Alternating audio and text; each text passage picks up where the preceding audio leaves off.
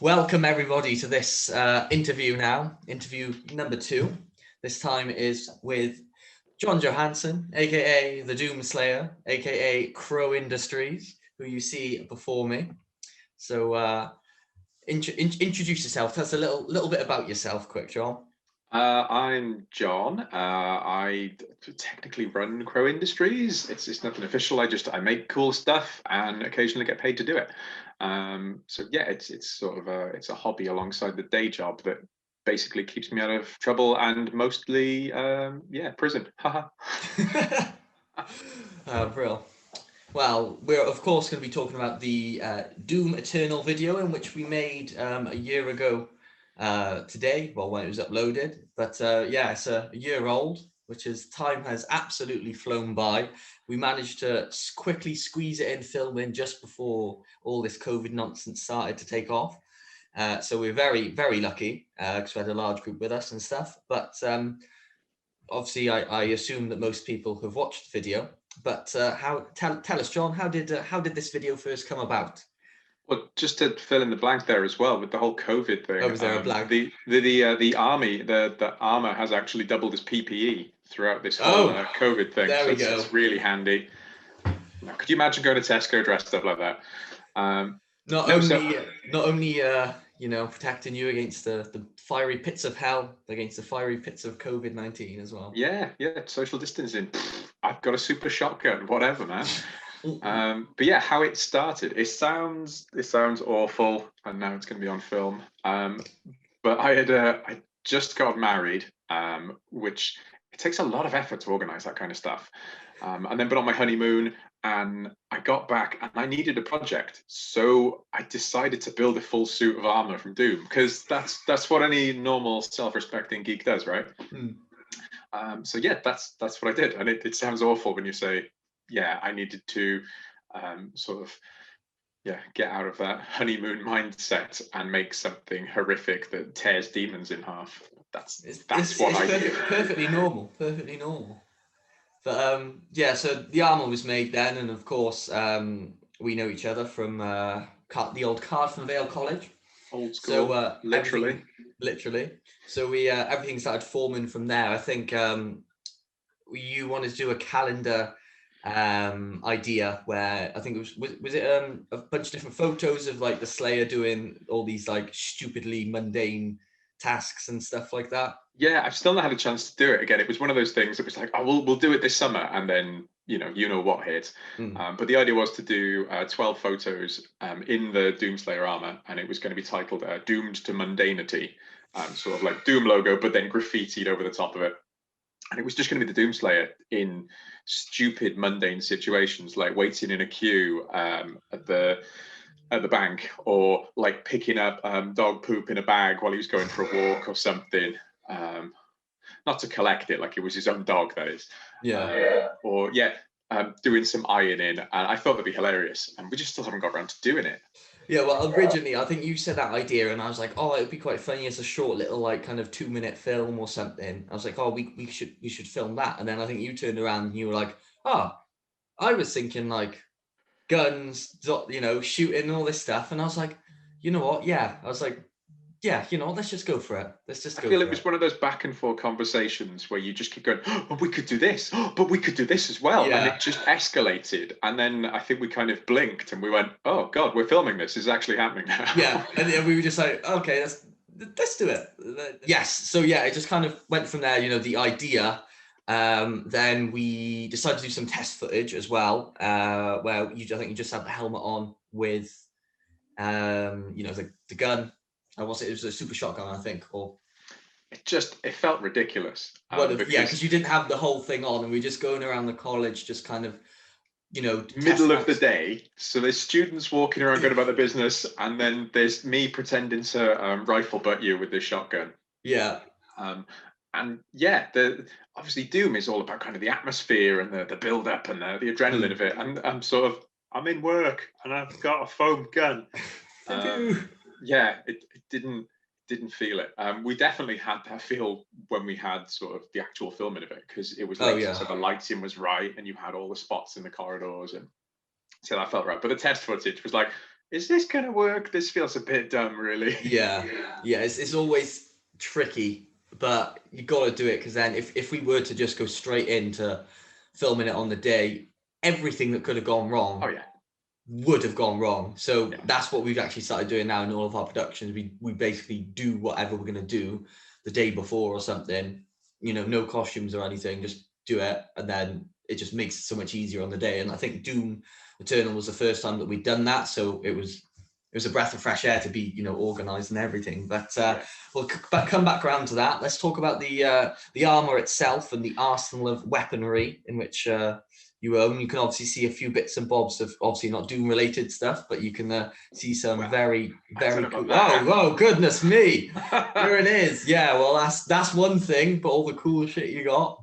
But that's possibly comment on where that came from, or if that will ever be seen again on film. Yeah. But yeah, the weapons, the plasma rifle and the super shotgun, were made by a really good friend of mine, Stanbury Dean. Link in the comments below to his Instagram. Yeah, so he did those. I'd say I asked him to, but he sort of kind of saw what I was doing and went, "Can I play?" And yeah, before I knew it, there was a small arsenal building up on my desk. Can't argue with that at all. No, not at all. Like, honestly, it's one of the great things about being with creatives and people into film and music and that kind of thing is we get really excited about projects, and it is that excitement and passion that feeds into it, and that's what makes it worthwhile. And you bounce off other people's excitement. Like some days I was like, I can't be arsed working on the armor, and he'd be thinking, and I did this, and I put the stock on it, and it's infectious. And then you're like, all right, cool, I'll kill an hour, we'll do a bit of making. And then the air tastes of spray paint and there's glue everywhere before you know it, and it's just creatives being creative. But yeah, so the armor was all built by me. And that was all EVA foam that was bent and shaped and cut. The helmet, though, the thing with suits of armor and helmet and characters like that is if you get the head wrong, you ruin it. You absolutely ruin it. Cool Mega Man outfit. God damn it. So yeah, we had a look at STL files online for 3D printing. And I think it was going to clock in at about 40 hours worth of printing, and then God knows how much cleanup. Now, I don't mind that. I do a lot of 3D printing. But I looked on Amazon and I found the helmet for, I think it was like 50 or 60 quid, and it needed a repaint. But it was like, that's so much less effort. So I'm going to get a lot of booze for it. But I ordered that and I repainted it. And I knew the head was right then. Yeah. But it was the trade-off between the amount of time, the amount of money, the amount of effort that go into it. Again, so I knew it would be right then as well. So yeah, that was my cop-out for the project. But I think it was worth it. Yeah, it's absolutely understandable with the way the rest of it looks. You just put so much effort in, and it just looks like perfect.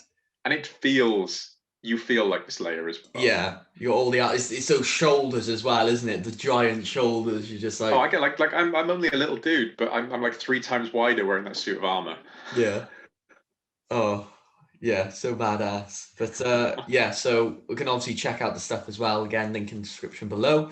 Crow Industry, see all I think if probably scroll back and probably see all your progress stuff as well from that. And I think you went to Cardiff Comic Con, I think, once. So you might have even met the Slayer yourself watching this. You never know. And this My favorite question I was asked is, "Oh wow, you're the Halo guy, right?" But yeah, the Doomslayer looks angry anyway. So all you could see was my eyes sort of scowling anyway. So they couldn't tell they'd hit a sore spot there. Yeah, it's just like it was a constant music. So yeah, obviously we did a bit of preparation. Obviously, we just talked about the test footage beforehand. But we did a lot of kind of preparation for it. So I think you printed off a bunch of kind of UAC type things to go around. Because obviously we filmed at Cardiff Vale College, and they had posters of creative stuff and whatnot on there. So I think you printed a bunch of UAC stuff, so it set that tone a little more as well. So it didn't look as much like the college, which was great. It was quite unnerving how easy it was to make a place of education look like an evil scientific corporation's secret base, with just a few posters put in the frames over the top of students' work. So yeah, that was a little unnerving. I think the creme de la creme as well was just as the Slayer comes out of the lift, and he looks into the room where excellently portrayed zombie is eating Liam.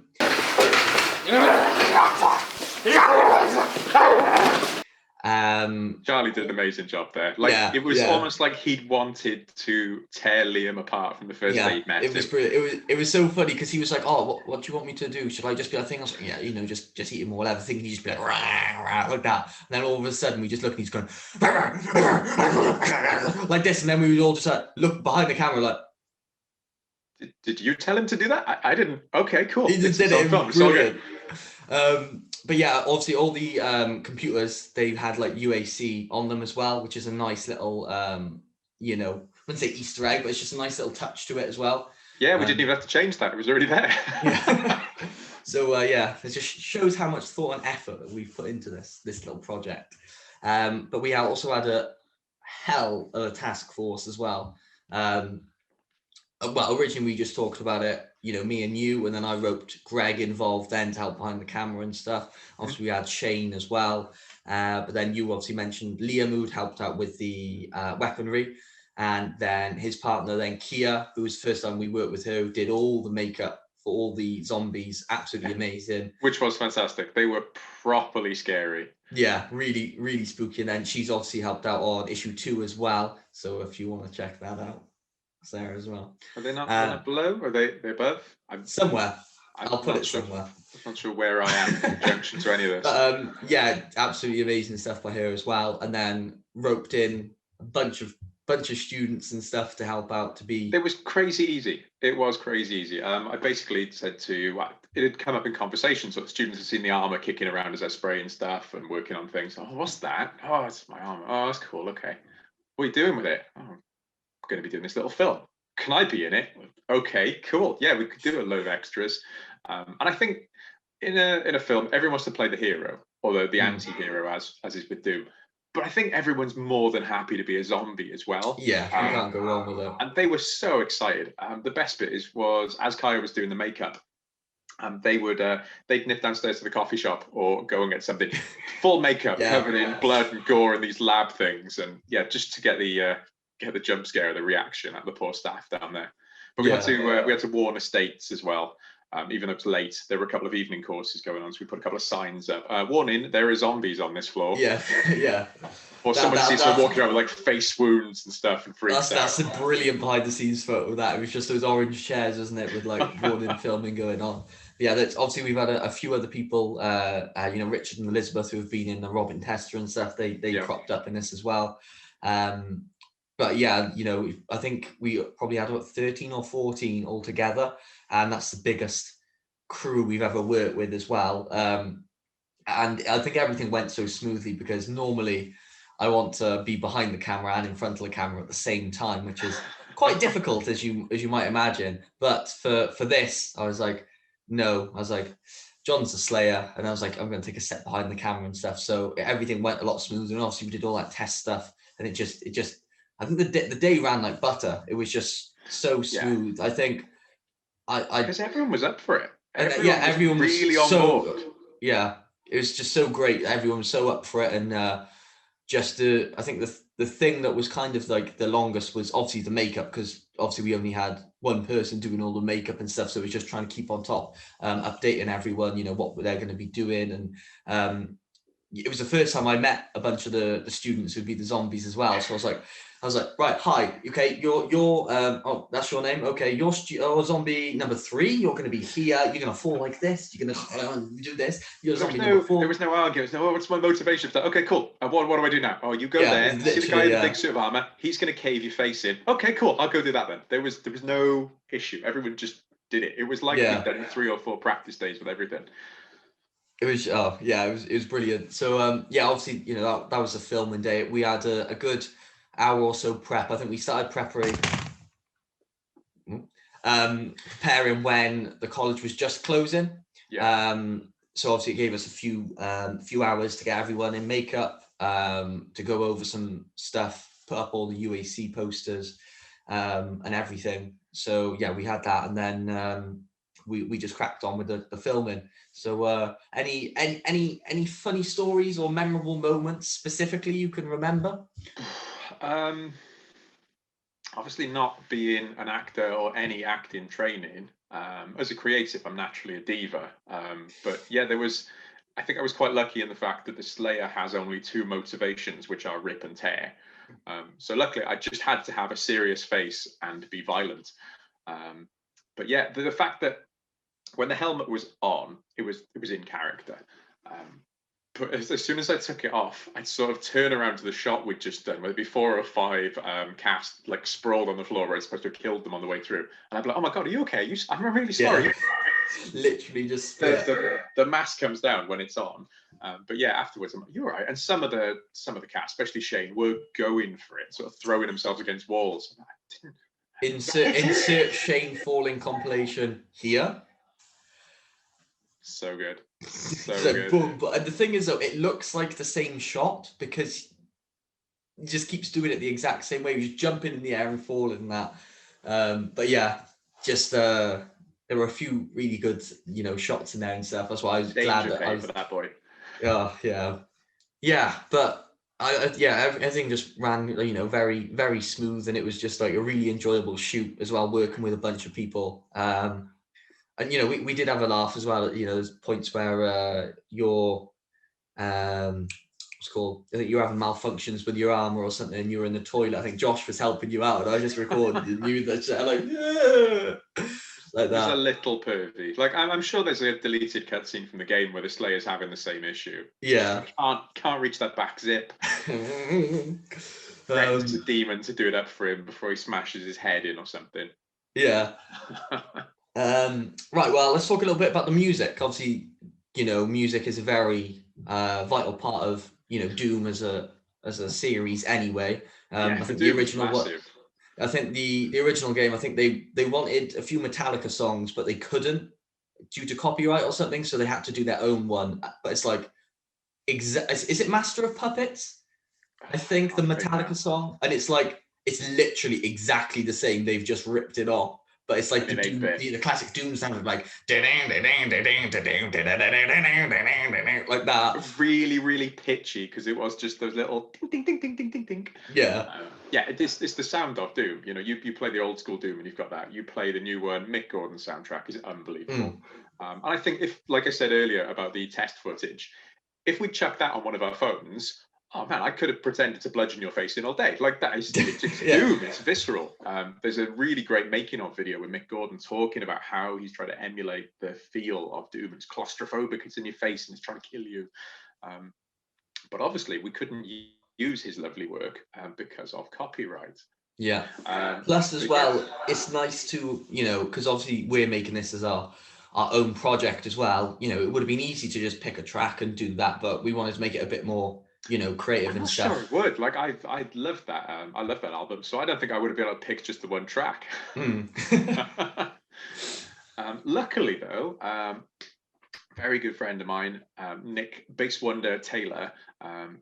Again, in passing conversation, I'm making this thing. We need a bit of music. Oh, I'll do it. You sure? Yeah, sure.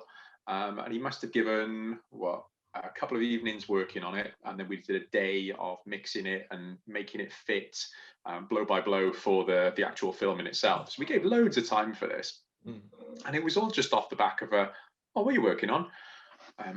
Again, creatives are the best people. It literally just bounced off, and it was just such a great experience throughout it all, and just like you say, just like bouncing off one another, like, oh, I'm making this.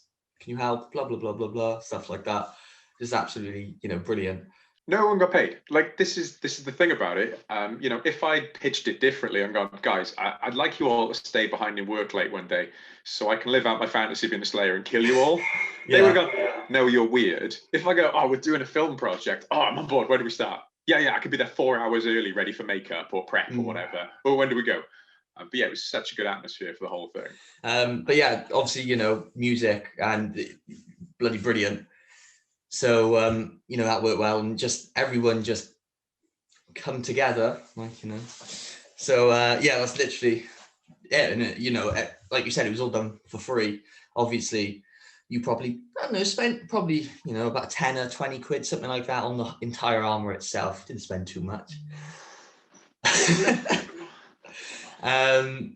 But yeah, like after that, and we were so lucky to be able to use the college itself, because if we couldn't, you couldn't, with a lot of fan stuff, it's like Star Wars fan films, right? If you look online, 90 to 95% of them are all based in the woods. Yeah. Because you can't, there's nowhere that looks Star Warsy or something. But like, obviously we don't really have anywhere that looks like Mars or some form of thing. But the college, it did double up, and I think it did do very nicely. So we were very, very lucky. They probably filmed a few more things, but I remember when I was in CAVC, they filmed series 3 of Sherlock.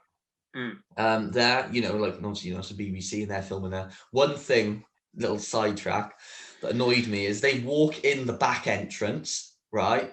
And then the next shot is inside and they're coming through the front entrance. Oh, it really pissed me off. Really pissed me off. I was like, that's how films, work and everything. But we kept I think we actually missed out a hallway with one of the things, didn't we? We doubled up some of the double doors because there was going to be a shot of when you go to the second corridor. I kind of wanted to try and do some green screen stuff, but we didn't in the end because it would have been a bit too fiddly, of the Slayer walking past these giant windows that have like, Mars desert plains in the background. So you're like, oh, it's a space, space based on Mars. But instead we just did you coming through the doors, and that is my favorite shot of the whole thing, right? Greg's pissed off because basically we put Greg on a chair, right? And he had the gimbal and I was pulling the chair for him to go back as you come in, and the music's like da-da-da-da-da-da, and it stops, and then it's like and then you move into the second one. But there was I think a wire on the floor. It must have been like the aux wire for the microphone or something, and it went over it, so there's a slight stumble. But that's exactly the moment when I think you come through the door, so it works with it. And he was like, oh no, let's do it again. I was like, no, it's brilliant. But that just long, like kind of doing that, and you don't see all of the zombies and stuff. You see like you shoot one and then a second passes and their body just falls to the floor. It's just brilliant. That one long thing, that was absolutely brilliant. Loved it. One of the other great things, or potentially terrible things from on set, is the pentagram being painted on the elevator door. And it was as Liam was daubing this thing on, or in fact his first take, he's like, wait, what does a pentagram look like? Okay, we'll Google that. I'm sure that's not going to come up on any kind of search history list. And then, as he finishes doing it, we did it really thick and runny with the blood that Kiah had mixed up. So it looked like it was dripping and really visceral. And it was then I thought, oh, hang on a minute. What if there are rollers on the door? So as this thing opens, it's just going to smear red back on the door every time it opens, because we had to clear up after we'd finished filming. So we'd do that, we'd clear it off, and then I'd come in the following morning and there'd just be lines of blood. Luckily, the mechanism was on the other side. But it was one of those sort of afterthought things of, as we're splashing all this blood on, we go, oh wait, God. But yeah, luckily there wasn't. But yeah, looking back on it, obviously, we've talked a lot about how, it was great and a great experience and stuff, but obviously to every project, there are pros and cons. So there anything that maybe you do a bit better the next time, or anything you would kind of think about, or, I think actually killing the extras, maybe just gutting them. I think we wouldn't have to worry about VFX. No, at the time it felt really fast. And then when you watch it back, it's a lot slower than I remember it. Like the display seems to trudge a bit more. It's more of a casual sort of, I'm just going to murder all these guys in this corridor. Yes, yeah. But as I was doing it, it was more of a rush. And there's that one bit of test footage we did, which we didn't use, is me coming through the door and then actually like charging, wasn't it? And that looked really good. Yeah. I think we were trying to be a little bit careful of the armor as well, just in case, because known this, if any of you seen the Robin test the thing that stupidly chose to use 3D printed armor for it, and didn't decide to test it out before we did a fight scene, and it just fell apart. So I wouldn't want that to have happened to John and all of his hard work. So, you know, imagine that run in, you do a zombie, you go to kick and your leg just falls off. You know, so we didn't want to risk that, but I think maybe, you know, that's something definitely for next time. Just going to be bigger and better, I think. So obviously we have got more plans for it. But in Originally, general, like pros, just being Slayer was just yeah, cool. I'd taken it to a con before and walked around, and there's only so much you can do as the Slayer. Again, you're not actually allowed to sort of do what the Slayer does, which is unfortunately, murderize people. And obviously, there's characters at Comic Cons that would kick his ass anyway. We had a really good picture, which was me having a face-off against. There's a couple who do fantastic cosplay, and they're both predators from the Arnie film. And yeah, there's a great picture of them facing off against the Slayer. Yeah, so there was just a lot of walking and kind of growling at people with no dialogue, because that's the Slayer. So what was really nice with the filming is actually having the armour doing what the character would do. Yeah, which is obviously rip and tear. Yeah, well, obviously you probably loved being the Slayer and stuff. So yeah, we did have plans for Doom 2, which we were aiming to film it the summer, well, last summer.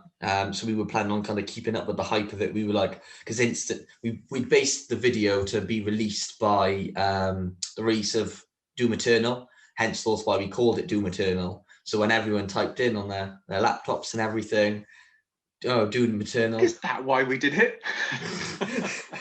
Then, but it all timed perfectly, like with thinking of it. And I was like, oh wait, the new Doom's coming out. I was like, oh, you know, do it. And it all tied together. So we released it a week before and it just shot up in views. Like, you know, I don't think I didn't, normally I promote it on like Facebook, like pay a tenner in it, you know, like everyone can like see it and click on it and stuff like that. But I don't think I did for this one.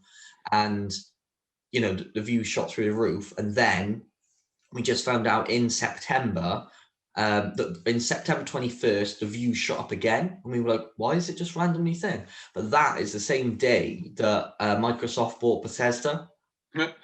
So obviously everyone again is looking for, you know, Doom and Bethesda and stuff, and it comes up. So it was like, okay, it worked with the, you know, the algorithm. So I think we're over about 2,500 views now. Which is, you know, that's brilliant for us as well. Like, you know, seeing that and all the, you know, the work that everybody's put in and stuff is brilliant. But you know, we were planning on keeping up with that hype and going for Doom 2, but everything happened. But that is definitely something that is still in the pipeline.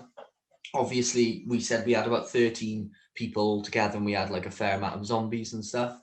We just want to go bigger and better. We want more zombies, more like kind of not just zombies, like all the other, what would you call them, demons and stuff. Kind of, obviously we can't have I don't know the technical name for them, but I call them bubblegum monsters, the flying like meatball things, and everything, you know, because they're a fair amount. But you know, you've got the other ones, you've got like the kind of military type ones, you've got the revenants, the like skeleton type ones with the rockets and stuff. We've got a better idea what we can do now. You know, we set the base mark. There's obviously things we can improve on from last time. But yeah, I think we spend the next month or so messaging back and forth. Oh, we could do one of these and we could add this to it. And it was that kind of escalation that brought us to doing the film in the first place. Yeah. That we then went, well, next time. And neither of us had officially agreed there would be a next time. It was just like, well, obviously we've got to do it again because it worked. Yeah. So it just seemed the logical progression. But when you say bigger and better, making a few amendments to the suit so it can run that much easier, I think that's a big one. Like you said, some more baddies in there, not just your generic disposable, your zombies, but I won't spoil that. And more weapons. Again, Liam has already been sort of eyeing the catalogue of weapons and going, I can make one of them.